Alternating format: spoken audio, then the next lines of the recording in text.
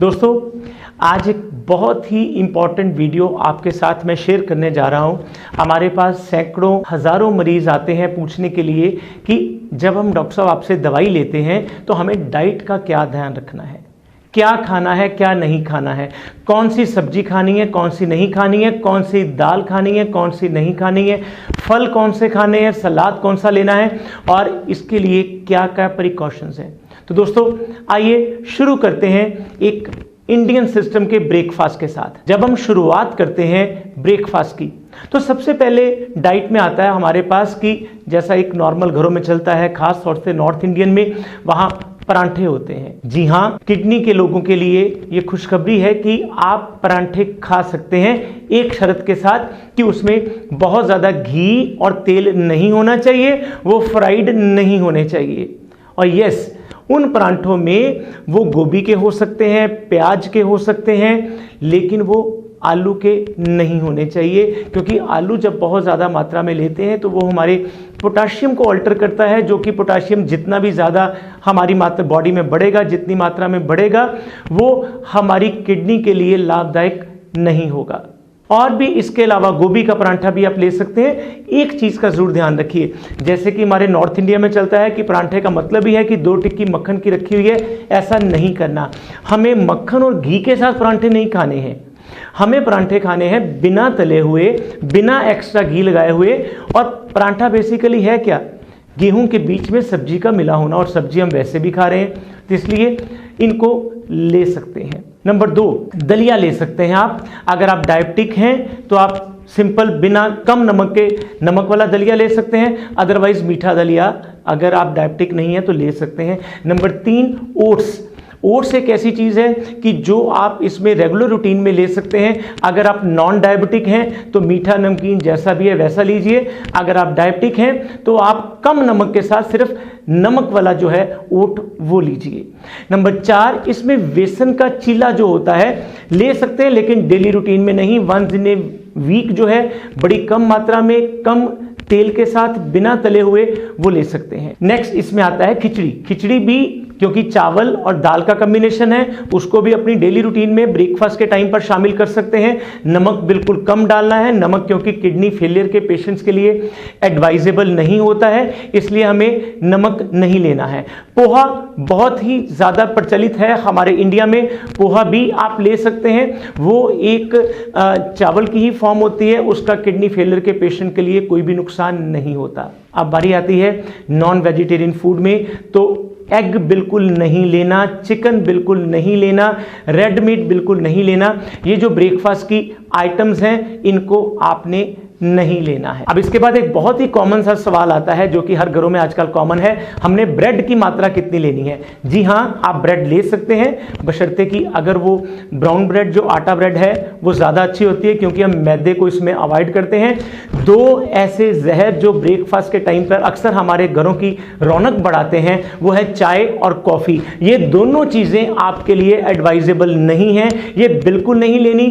क्या कारण है मैं पिछली काफ़ी वीडियोज़ में बोल चुका हूँ। चाय और कॉफ़ी हमारे अंदर एसिड की मात्रा बढ़ाती हैं, और आमतौर पर हम भी पेशेंट को रेकमेंड करते हैं, कुछ एलोपैथिक डॉक्टर्स भी रेकमेंड करते हैं सोडा बाइकार्ब। इसकी जो अब्जॉर्प्शन है वो कम हो जाती है, हमारी बॉडी एसिडोसिस की तरफ जाती है। लेकिन इसके साथ आप ग्रीन टी ले सकते हैं, और ग्रीन टी का एक फार्मूला हमेशा याद रखिए, किडनी फेलियर के जो पेशेंट्स हैं इमीडिएटली परांठे के साथ, ब्रेड के साथ ऐसे नहीं पीना जैसे हम कटिंग चाय पीते हैं। इसका तरीका क्या है, इसको आप ब्रेकफास्ट और लंच के बीच का जो टाइम है उसमें लीजिए और उसमें चीनी ना डालिए। ग्रीन टी का बेनिफिट असली तभी होता है जब बिना चीनी के लेते हैं, और इसके आधा घंटा पहले और आधा घंटा बाद में, ग्रीन टी के बाद में हमें नहीं लेना है। अब बारी आती है सेकंड फेज की तरफ, यानी कि लंच या दोपहर का खाना। दोपहर के खाने में अक्सर हमारे घरों में गेहूं और चावल एक स्टेपल फूड होता है। नॉर्थ इंडिया में जाएंगे तो गेहूं, चपाती ये स्टेपल फूड होता है। साउथ इंडिया में जाएंगे तो वहां पर चावल स्टेपल फूड है। ये दोनों चीजें ले सकते हैं। किडनी फेलियर के पेशेंट के लिए चपाती, गेहूं, चावल मना नहीं है। हाँ, अगर आपका डायबिटिक लेवल ज़्यादा है तो जो चावल है उसकी स्टार्च निकाल के, मांड निकाल के, या हम नॉर्थ इंडियन बोलते हैं पिच निकाल के उसको खा सकते हैं, उसका कोई भी नुकसान नहीं होगा। सब्जियां हमेशा मैं बोलता आया हूं, हमें घिया ज़रूर शामिल करना है, टिंडे ज़रूर शामिल करने हैं, जिसे हम पंपकिन बोलते हैं, हलवा कद्दू बोलते हैं, उसको ज़रूर शामिल करिए। जो तुरई है लंबी वाली, उसको अपनी डाइट में ज़रूर शामिल करिए। लेकिन इसके साथ साथ कुछ लोग कहते हैं कि सिंपल बॉइल्ड सब्जी खानी है। ऐसा नहीं करना है। आप थोड़ी मात्रा में नमक डालिए, हल्दी डालिए, जीरा डालिए और धनिया डालिए, जितने भी ये सब चीज़ें हैं मसाले डालिए। मसाले से हमारे एक खाने का फ्लेवर बनता है। और मेरे पास ऐसे सैकड़ों मरीज आते हैं जो कहते हैं कि हमें उस फलाने डॉक्टर ने सब कुछ ही मना कर दिया, हम सिर्फ 2 सब्जियां खा रहे हैं लगातार 4 महीने से 6 महीने थे। दोस्तों, उससे क्या होगा? उससे हमारे अंदर बॉडी में वीकनेस आ जाएगी, क्योंकि हमारी मांसपेशियां कम बनेंगी, क्रेटिनिन नो डाउट उसमें कम होगा, लेकिन ये हमारे अंदर से इस तरीके से हमारी बॉडी में डिजनरेशन और वेस्टिंग शुरू हो जाती है। मसल वेस्टिंग होगी हमारे अंदर से। ये चीज़ें जो हैं, क्रेटिन नो डाउट उसमें क्रेटिनिन जो है वो कम होगा, लेकिन हमारी बॉडी वेस्टिंग के साथ वीकनेस आएगी, खाने को मन नहीं करेगा। खाने के मन को बढ़ाने के लिए ये मसाले ज़रूरी होते हैं, इनको ज़रूर लीजिए। हाँ, मिर्च इसमें मैं एडवाइस नहीं करता हूँ, देगी मिर्च तो बिल्कुल नहीं लेनी। और थोड़ी बहुत अगर हरी मिर्च स्पाइस के लिए डालनी भी हो तो उसमें बीज निकाल लीजिए। बिना बीज के ये चीज़ें आप साथ में अपनी डाइट में शामिल कर सकते हैं। और अगली बात आती है, जो हमारे भाई, जो हमारी बहनें साउथ इंडिया से हैं, उनके वहाँ पे एक नॉर्मल फूड होता है, डोसा है, सांबर है। तो दोस्तों, डोसा आप ले सकते हैं, क्योंकि चावल मैंने मना नहीं किए हैं, लेकिन उसमें आलू के बदले में बाकी सब्जियां डालिए, क्योंकि आलू एडवाइजेबल नहीं है। और हाँ, सांबर क्या है? सांबर एक दाल है, दाल में कुछ सब्जियां हैं, उसमें घिया है, लौकी है। सांबर भी लीजिए, लेकिन उसमें खटास इमली से ना डालिए। खट्टी चीज़ें मना होती हैं, इमली नहीं लेनी है। और सांबर जितना पतला हो कोई इशू नहीं है, लेकिन उस इमली को अवॉइड करिए। इमली उनके लिए एडवाइजेबल नहीं है। खट्टेपन के बिना साउथ इंडियन की कोई भी डिश जो है वो आप साथ में ले सकते हैं। अब बारी आती है अंतिम चरण की तरफ, डिनर की तरफ। डिनर आमतौर पर हमारे घरों में, जैसे कि लंच के बारे में मैंने बताया है, सेम डिनर का होगा। चपाती मना नहीं है, चावल मना नहीं है, जो ज़मीन से ऊपर उगने वाली सब्जियां हैं वो मना नहीं है। हाँ, ज़मीन के नीचे वाली जैसे आलू है, कचालू है, ये नहीं लेने, ये नुकसानदायक हैं। हालांकि गाजर भी नीचे होती है, लेकिन गाजर को आप ले सकते हैं। शकरकंदी आपने नहीं लेनी है। और डिनर में अक्सर हमारे घरों में तरह तरह के फ्लेवर्स के लिए अचार, चटनियाँ रखे जाते हैं, पापड़ रखे जाते हैं। ये चीज़ें नहीं लेनी है। क्यों? क्योंकि इन सब में नमक की मात्रा ज़्यादा होती है। जितना नमक ज़्यादा लेंगे वो हमारी किडनी के ऊपर और प्रेशर डालेगा, और हमारी किडनी के फंक्शन जो हैं वो नॉर्मल के बदले में ख़राब होने शुरू होंगे। वो भी हमारे लिए एडवाइजेबल नहीं है। अब बात आती है कि जब हम इस तरह की बात कर रहे हैं, पानी की मात्रा कितनी होनी चाहिए सारा दिन में? दोस्तों, लिक्विड जो है वो हमारा अप्रॉक्सीमेटली प्रॉब्लम के अकॉर्डिंगली हम उसको बढ़ा और कम कर देते हैं, लेकिन एवरेज जो क्वांटिटी है 1.5 लीटर सफिशिएंट होती है। उसमें चाहे हम ग्रीन टी लें, या हम उसमें पानी लें, या दूध लें। एक बात मैं इसमें और ऐड करना चाहूँगा, जो दालें हैं वो हमारे लंच और डिनर के लिए बहुत ज़्यादा ज़रूरी हैं, लेकिन वो दालें जो इजीली डाइजेस्टेबल हैं, जैसे कि मूंग की दाल है। मूंग की दाल को अपनी डाइट में ज़रूर रखिए, क्योंकि हमें किडनी के साथ साथ उसके क्रेटिनिन कम करने के साथ साथ मसल्स को भी स्ट्रॉन्ग करना है, प्रोटीन के कंटेंट को भी पूरा करना है। तो हमें वो प्रोटीन कंटेंट सामने रखने चाहिए जो कि इजीली डाइजेस्टेबल हैं, इजीली अवेलेबल हैं। तो उसमें सबसे पहले आती है मूंग की दाल, और दूसरे नंबर पे गाय का दूध। ये हमारे लिए एक ऐसा प्रोटीन का सोर्स है जो इजीली डाइजेस्टेबल भी है, और हमारी बॉडी में इसका बेनिफिट भी होता है। जब हमने सारी डाइट के बारे में बोल दिया, तो एक चीज़ जो बहुत इंपॉर्टेंट है वो फ्रूट। कौन से फल हम खाएं, कौन से फल हम ना खाएं, ये हमारे लिए जानना बहुत ज़्यादा ज़रूरी है। तो आइए आज हम बात इसके साथ और ऐड करेंगे, वो है फ्रूट के लिए। तो दोस्तों, जो फ्रूट पोटाशियम के कंटेंट में बहुत ज़्यादा होंगे वो हमने नहीं लेने हैं। और आप सबको पता है कि सबसे ज़्यादा रिच पोटाशियम किस में होता है? वो होता है बनाना में। केला हमें नहीं लेना है किसी भी हाल में, किसी भी सूरत में। किडनी के पेशेंट के लिए बनाना अच्छी चीज़ नहीं है। Number 2, kiwi.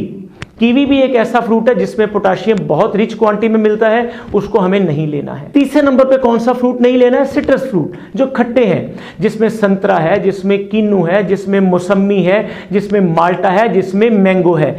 ये फ्रूट हमें नहीं लेने हैं। हाँ, 2 एक्सेप्शन इसमें रहेंगी। अनानास, जिसे पाइनएप्पल कहते हैं, वो आप ले सकते हैं।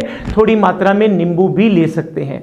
और कुछ फ्रूट ऐसे हैं जिनका पोटाशियम से कोई सरोकार नहीं होता, लेकिन वो हम खा सकते हैं। ऐसा नहीं है कि कोई फ्रूट में पोटाशियम नहीं होता, लेकिन लो पोटाशियम फूड को हमने ध्यान में रखना है। उसमें एप्पल है, वो लीजिए। पपीता आप ले सकते हैं। गर्मियों में तरबूज और खरबूजा, वाटरमेलन एंड मस्कमेलन, उसको ले सकते हैं। चेरी ले सकते हैं, पियर ले सकते हैं, पीच ले सकते हैं। लेकिन ये बात हमेशा ध्यान में रखना, जब हम फ्रूट की बात करेंगे तो फ्रूट इतनी बड़ी प्लेट भर के नहीं लेना है, बड़ी थोड़ी क्वांटिटी में, क्योंकि हर फ्रूट में कहीं ना कहीं पोटाशियम होता ही है, किसी में कम, किसी में ज़्यादा। तो पोटाशियम की मात्रा को ध्यान में रखते हुए आप कम क्वांटिटी में फ्रूट रखिए। एक बाउल लीजिए, एक बाउल में जितना फ्रूट इजीली आ सकता हो, सारा दिन की उतनी डाइट आपकी होनी चाहिए। दोस्तों, ये था किडनी फेलियर में हमने अपनी डाइट को कैसे ठीक रखना है, किस तरह से हम इसको बचा सकते हैं। याद रखिए, आपकी डाइट आपकी 50% मेडिसिन है, इस बात को बिल्कुल मत भूलिए। और लास्ट में 2 चीजें मैं ऐड करना चाहूँ। हमें अपने उन 7 दुश्मनों से बचना चाहिए जो हमारी किडनी को नुकसान पहुंचा सकते हैं। Number 1, that is known as salt, नमक। जितनी कम मात्रा में नमक लेंगे उतना बीपी हमारा ज्यादा बेटर रहेगा, कंट्रोलेबल रहेगा। बीपी को किसी भी हालत में हमें एक नॉर्मल सर्कमस्टांसेस से ऊपर नहीं बढ़ने देना है। एकदम से किडनी के ऊपर प्रेशर डालेगा, हमारे लिए प्रॉब्लम जनरेट होगी। नंबर 2, शुगर डायबिटिक, क्योंकि बहुत मेन रीजन है। जितनी मात्रा में शुगर कम कर सकते हैं उतनी करिए। थोड़ी मात्रा में शुगर लीजिए, लेकिन गुड़ और शक्कर नहीं लेना, क्योंकि वो रिच सोर्स ऑफ पोटाशियम होता है। मैं बार बार बता चुका हूं, पोटाशियम आपके लिए अच्छा नहीं होता। नंबर 3, हमें कॉफी और चाय, इनको बचा के रखना है अपने आप से हमेशा के लिए, ताकि हमारी बॉडी के अंदर ये जो एसिडोसिस है ये ना हो। Number 4, smoking. निकोटीन हमारी बॉडी के अंदर बहुत ज्यादा नुकसान करता है, रीनल कार्सिनोमा तक करता है, इसको बचा के रखना है। नंबर 5, शराब, अल्कोहल हमारी बॉडी के लिए, हमारी किडनी के लिए, हर ऑर्गन के लिए एक जहर है। एक चम्मच से लेके, एक बूंद से लेके, हर तरीके में ये आपके लिए नुकसानदायक है। इस जहर को, अपनी किडनी को बचा के रखना है। Number 6, cold drinks. जितनी भी ये कोल्ड ड्रिंक्स हैं, एक्स्ट्रा इसमें कैफीन भी होती है, कई तरह के हमारे अंदर प्रिजर्वेटिव होते हैं, इनको हमें नहीं लेना है। नंबर 7, प्रोटीन रिच चीजें, चिकन नहीं लेना, रेड मीट नहीं लेना, मटन नहीं लेना। तो अगर आप इन 7 चीजों के 7 दुश्मनों को अपने से बचा के रखेंगे तो आप भी रहेंगे हेल्दी और आपकी किडनी भी रहेगी हेल्दी। दोस्तों, आज ये जो वीडियो है किडनी फेलियर की डाइट के ऊपर, आप इसमें अपने तरीके से कोई भी और चीज़ पूछना चाहें, आप हमारी वेबसाइट्स पर आकर ईमेल कर सकते हैं, व्हाट्सएप कर सकते हैं, कॉल कर सकते हैं। हमारे डॉक्टर्स की टीम आपको सारी की सारी डिटेल बताने में हमेशा तत्पर रहेगी। Thank you. We are dealing with promotion of positive health by positive methods, Ayurveda Yogashram.